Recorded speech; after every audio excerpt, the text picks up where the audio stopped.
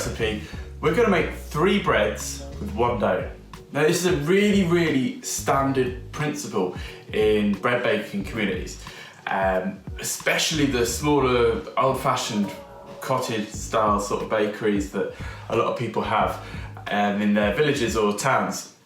They will make 1 batch of white dough and they'll make a bloomer, a tin bread, their rolls, baguettes. They might make everything out of 1 batch of bread. I don't recommend you do this. It is kind of easier, I suppose, to make 1 dough, but as you expand, you'll be making, you can only make so much bread at one time in 1 batch, and you're mixing both. So you end up making an extra batch anyway, and then kind of all your bread tastes the same. So I think it's best to move it around a little bit. But here we're going to do 3 breads that really taste quite different to each other. So I think it's okay. We're going to make today a cottage loaf, nice traditional British bread, a tiger loaf, which is very modern, less traditional, less artisan, but it's a bit of fun and it's great for kids. And to be fair, whenever I say I'm making tiger bread, my friends love it and they try and steal one from me. Then the last bread is a bloomer, which is pretty much the same as a tiger bread, but without the paste, but with cuts. But actually you get a completely different flavour from the proving technique. You could also use this dough to make all bloomers. You could make 1 bloomer. If you scale it down using the baker's ratio, baker's formula. So it's a really good recipe. Let's just get on with it. Here we're going to use some Canadian white flour. Now, I love Canadian white flour. It's kind of like French in that it's got a really nice depth of flavour, but it's stronger in protein and it's a little bit more white. It's less aromatic, but I just love it. It's really gritty and it's perfect for a bloomer. If you can't get Canadian or want to try something else once you've done it, British flour, some proper organic high quality British flour can taste really similar and work very well. So we've got 1 kilo of that over there, but let's do our salt, which we're going to use 17 grams of salt.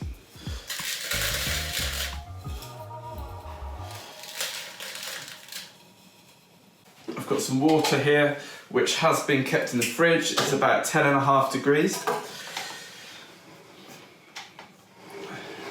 I'm going to add on 680 grams.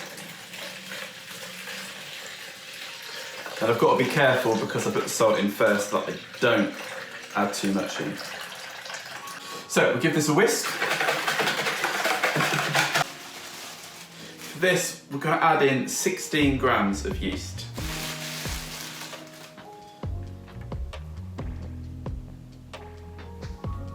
No fancy ingredients, really simple recipe. Let's get onto it. So 7 minutes on the slow mix. We are going to auto-laze this with all the ingredients together. Chuck in the flour. If that happens and a bit of water, a bit of mixture fall out of the bowl, that's fine because we're going to be kneading it on it there anyway.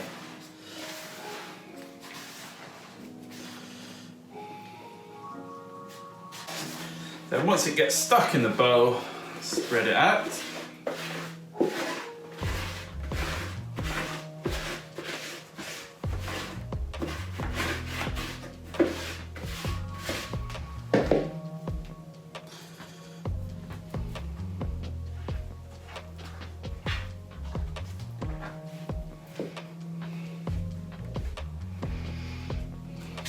Bring all this in. We can start now slowly kneading the dough. You're just pushing it away and bringing it back in. Pushing it away, bringing it back in.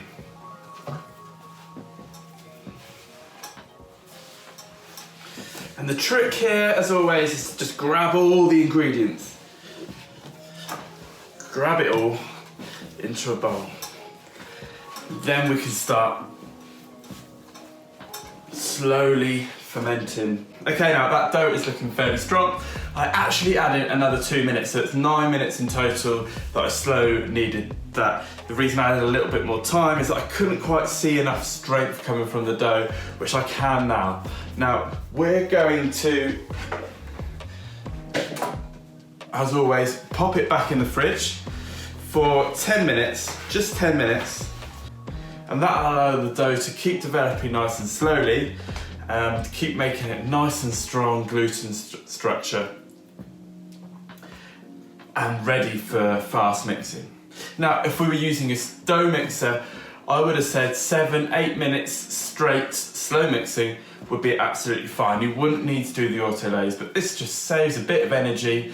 It allows us to have a little rest and be prepared to do the fast mixing. But it is quite a strenuous task. It's good to have a little rest sometimes. Okay, so after 10 minutes, we've pulled it out of the fridge.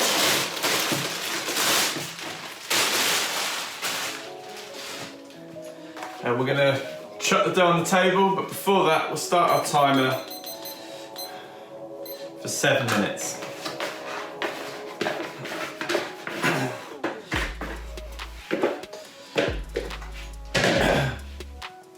Now this little beauty should be nice and elastic. Look at that, wow.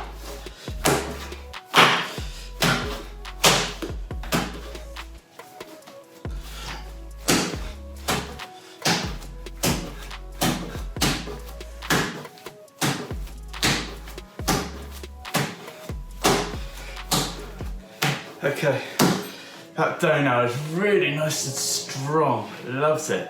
Okay, what we do now is we're going to fold it into a neat ball, a neatish ball, and pop it back in our bowl here that we have the dry ingredients, the flour and the yeast. Still got a bit of flour in it, so cover that, pop it in the fridge for an hour. I'm going to get my oven on because it takes 3 hours for mine to heat up with the stone in there to the optimum temperature. Just bear that in mind, about 3 hours time, 3.5 hours, this would be ready to go into the oven from now. So an hour rest, a fold, another hour rest, and then we start dividing, scaling, and it's a little bit complicated because we're making 3 breads, so we want to time it right. So we'll come on to that when we get to it. So after an hour, the dough's rested, and we're going to do our fold. So, take it out of the bowl.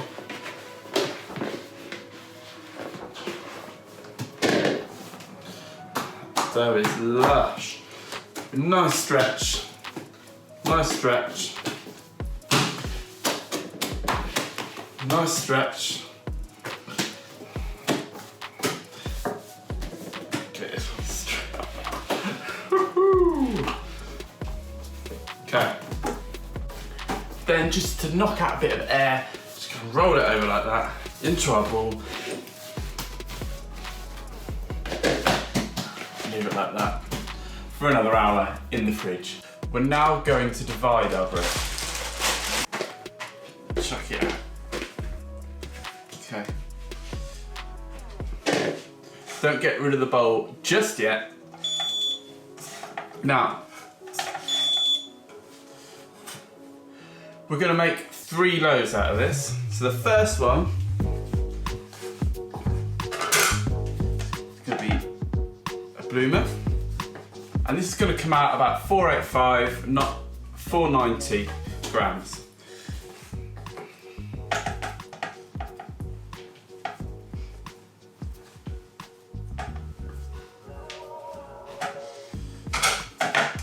So here, and then this bit of dough here, this is going to be our cottage loaf. About 660 grams. This, we're going to just put a fold into.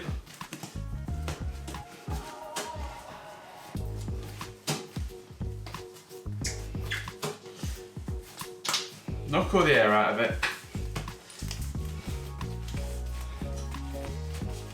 And this can get wrapped up and put back in the fridge.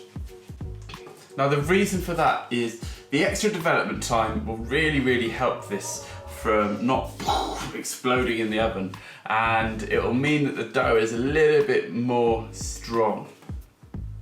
and less erratic, which we want because we don't want it to lose its shape.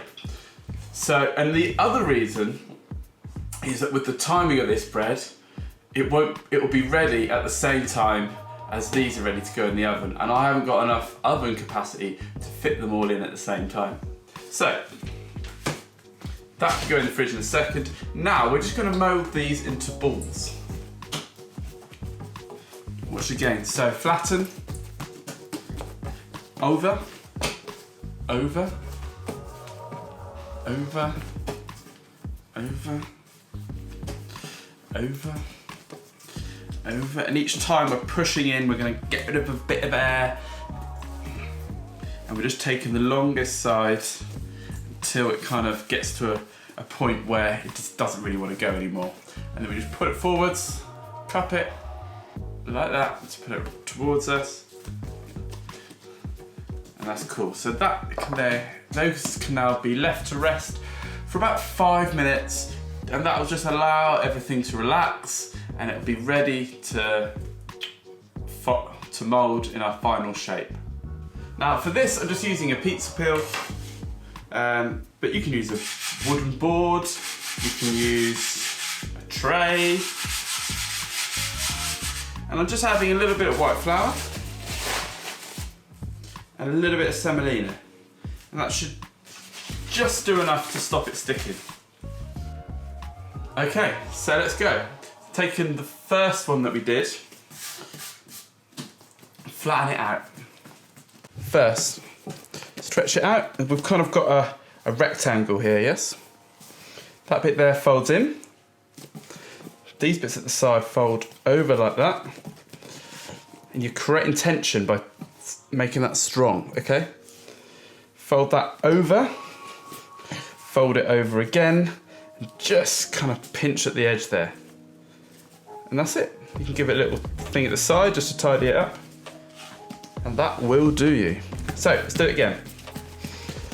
Flatten, like that, and then flip it over. We've got a rectangle. Over, to the side, over again, and over again. If you don't like the edges, you can always just give it a little bit of a roll out like that, just to smooth it up a little bit. Happy days. That is on your board like that. This will be left now for probably around half an hour, 3/4 of an hour. It may skin up, so we may need to give it a little bit of spray of water or a little bit of drizzle of water over the top just to stop that happening. But hey, we're going to leave it about half an hour, and then we'll take a look at them and see how they're progressing. So we've left these to rest for about 10 to 15 minutes, and that's just allowed the gluten to relax a little bit. Next up, we're going to shape them for their final mould. Before we do that, we're just going to get our 2 peels, and in fact no, we're just going to use 1 peel. Just use 1 peel, otherwise we get in trouble. So that one's going to go away.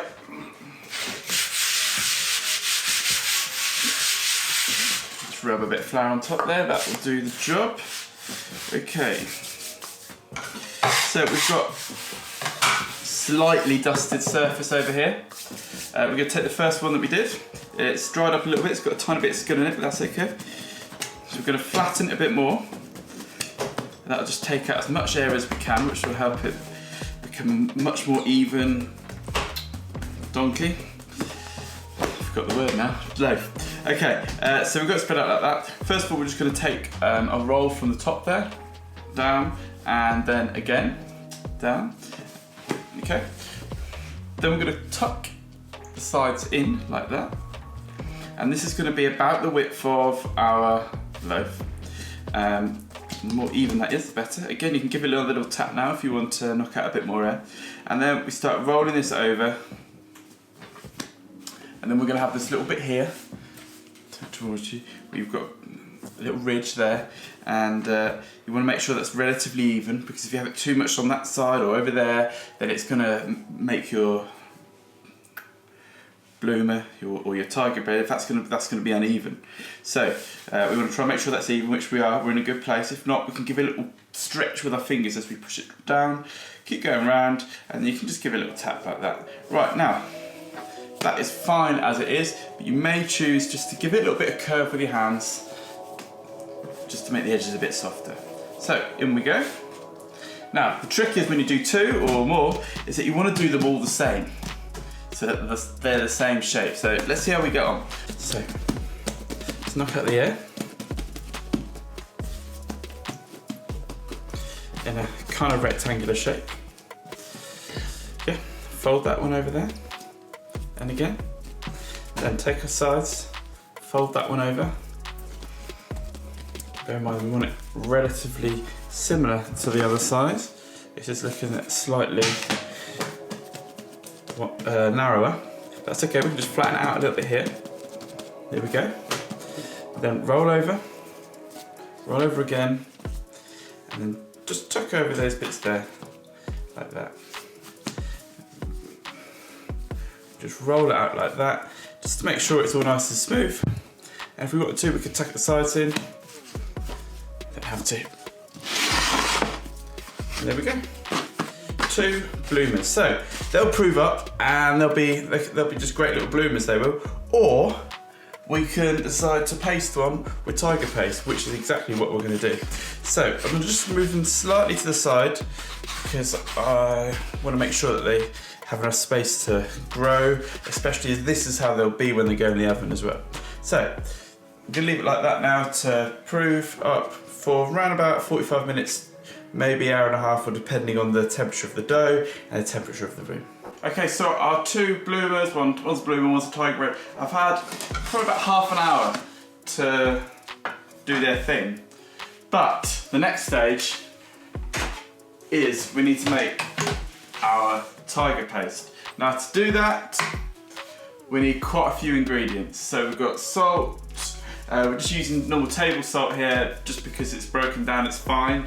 We're not going to get too precious about the topping. A little bit of sesame oil, which is a secret ingredient. Ground rice or rice flour, it's the same thing. This makes the topping. A bit of sugar to make it go a colour, that's flour, you don't need that. Some warm water to get the yeast a bit more activated, and some yeast. So, there we go. So 90 grams of this rice flour stuff. Okay, then the sugar, 15 grams. Okay, cool. Now the salt, I found 4 grams works best here. 0 to that, okay. Okay, next the yeast, which is, so the yeast I've been doing by sight. So we're looking at about 5 grams here. 0 that again, and pour it nice and close to it. So we want to add some of this warm water, and you kind of do it to like consistency. And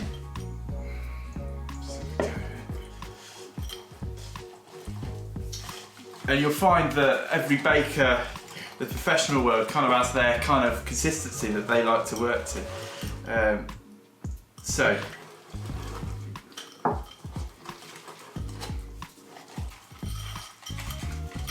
And also it depends between types of rice flour and things like that in it. Let's just show you the consistency that we're looking for. You kind of want it runny, but not watery. Okay, so this is like the most important bit, the consistency. So look, just take a look at that. You've kind of got it thick enough to spread. If it's too runny, it will just run off and you won't have any thickness. If it's too thick, it will just bake a hard thing on top and it'll take you ages in the oven. This is kind of like the best consistency. Okay, and we're gonna just leave that for about 5 minutes, and that will just develop a little bit more, the yeast will get going a bit more, and then it'll be ready to put on top of our dough. All right, so it's been 5 minutes. Just gonna give us another little stir. You may want a bit more water on the side if you think it needs it, as the flour absorbs a bit. That is looking, yeah, pretty much bang on, I think. Yeah. So we've got a little bit of lump, a little bit of wateriness. Yeah, that'll spread. Okay, one little tip to do when you're proving your bread is that sometimes it does get skin, and we don't always want that. So what you can do is just to take your hand with a little bit of water. Sometimes tepid water is pretty good, like this one is now. And just give it a little rub like that. And that'll just stop the skin forming and allow the dough to proof.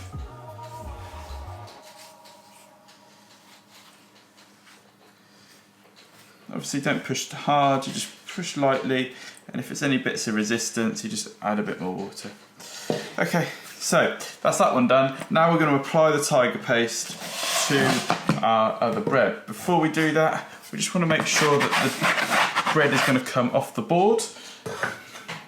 Better do this one as well while we're here.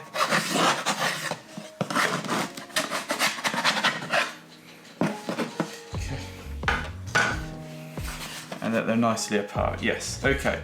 So, I'm just going to do this with our hands. You can do it with a pastry brush, like a big brush if you wanted to. But I've always found it works with your hands just as well.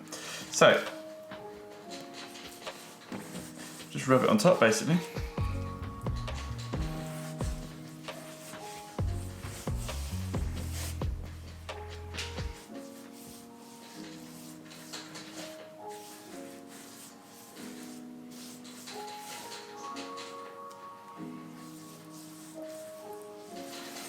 And try and get an even coverage all around the outside as well. And I say even, you know, around the outside perimeter, so there's no areas missed. You don't want to get too much in this line down here if you can, because that'll just stick to the bottom of the thing and it'll just look a bit not really very well presented. And then of course on the top it is going to be irregular, so it doesn't really matter too much about how perfect the top looks. That's kind of good if it's a bit irregular, kind of aids the loaf. So we're going to leave this on here for like another 15 minutes, and that will just allow the yeast to keep going and getting active, and it'll also just mean that it adheres. So we'll leave it on here for about 15 minutes, and during this time the yeast is going to get more and more active, so that it will shoot up and create those little crusts going on, those irregular crusts that you expect to see. And also it's going to adhere to the bread, so you kind of need to do a bit of both, yeah? So while that's there, we're going to go and grab the cottage loaf out of the fridge and start moulding that. So while the tiger bread and bloomers are just sat over there proving, we're going to crack on with our cottage loaf. So this has been in the fridge now for what, about an hour, hour and a half, something like that. And that's just cooled the dough and slowed it all down, but it has been that long development at the start. It has effectively now had like 2 folds, so it's nice and strong. Hopefully that will mean what we really want with this dough is that it doesn't explode in the oven, yeah? So we want to really kind of tire out the yeast a little bit. But not so much that it doesn't rise and go nice and light and crispy. So it's a very, very hard loaf to get the timing right, but very, very rewarding when you do. So first of all, let's get the dough out onto the table.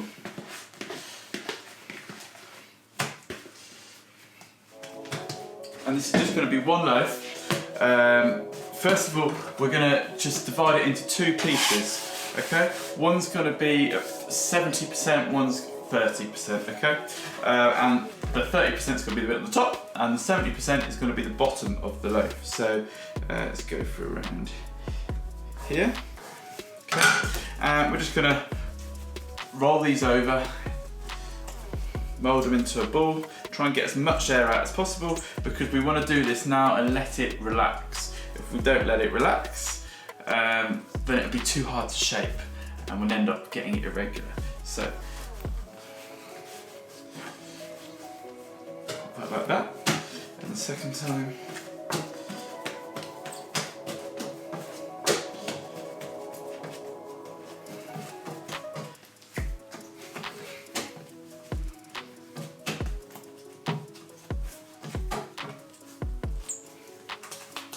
Push as much air out as possible.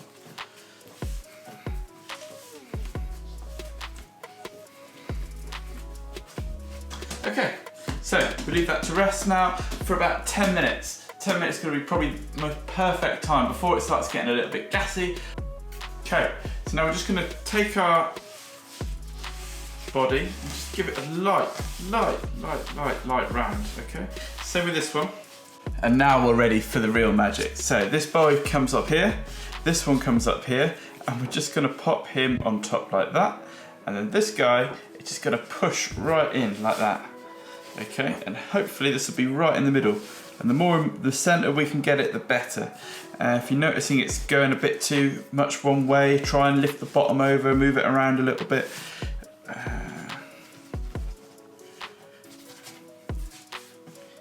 Yep, that is looking good. Okay, so you can get a little bit of flour and that'll just help that hole. We'll probably give it a little poke a bit later on as well. If you get a little bubble like that, just pop it now. It'll be easier now than later. Okay, so we're gonna lightly dust the whole thing. So we're gonna cut this straight away. Now, to cut it, we're gonna use our blade or our lame, and we're gonna do, each cut's gonna go one and then leave a gap and then on there. You don't wanna do a continuous line, you need to do one there and then one there, okay? So let's try that now. 1, 2.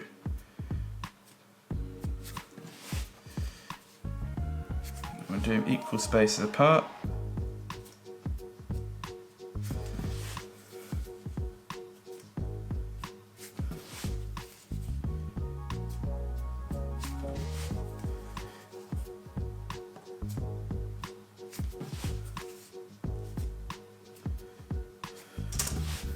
Okay, gorgeous, gorgeous. Okay, so once again, we're just gonna make sure that's nice and even, or as even as we can get it. Give this a little poke. Yeah, boy, yeah. Any of these, that one, it's not quite cut properly, just give it a little trim now.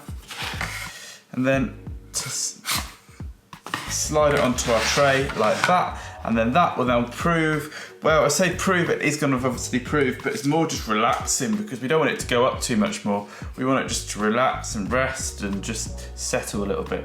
And we're going to do that at the same time as these go into the oven.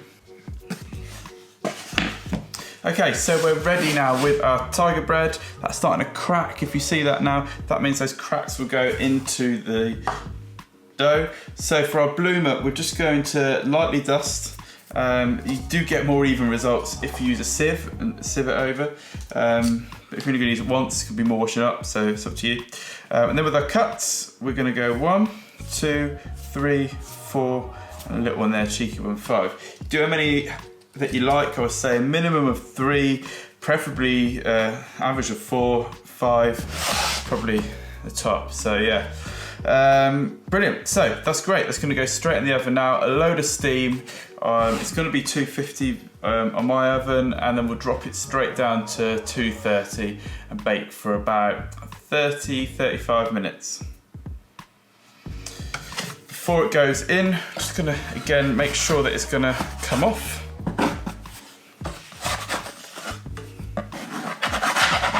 Okay. And then especially this one here, because of the paste on the bottom, it might have created a bomb. Okay, we're looking good. Recording. Okay, so we're ready with our tiger bread and bloomer. Just slide them in there. I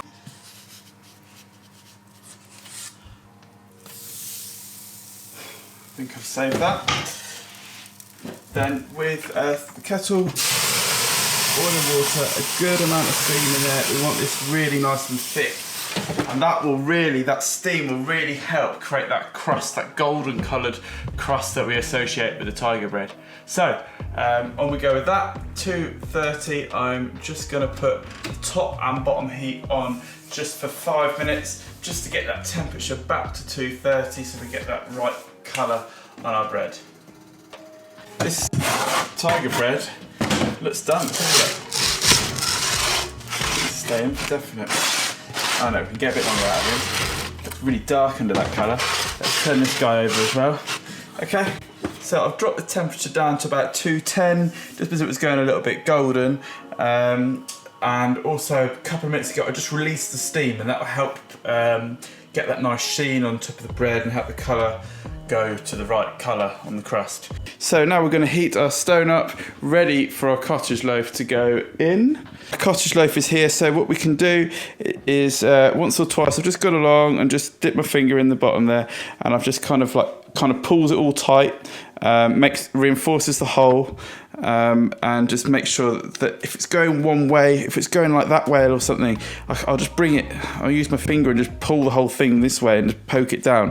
But what we really want it to do is hold its shape. If it's at all sideways, it will fly off in the oven, and I really hope this one doesn't.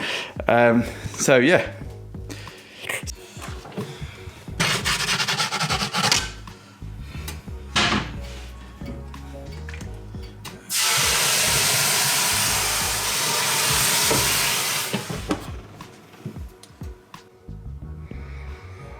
Okay, so we're going to check up on our bread. I've already given it a quick turn, and okay, we're doing pretty well.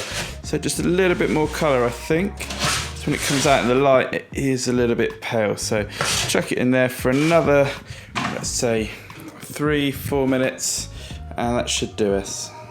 And there we have it. 3 loaves, 1 day. You've got a beautiful tiger bread, nice Canadian bloomer that's got a really nice crust. Look at that, how those cracks have formed in it. That's going to be a really nice crust. And then you've got a beautiful cottage loaf here, which is that's going to be really fun to eat, really flavoursome. So yeah, 3 breads, 1 dough. I urge you to give it a go. You know, maybe one of them won't turn out as great as you want it to, but it'll be really fun, and it'll be really worth practicing.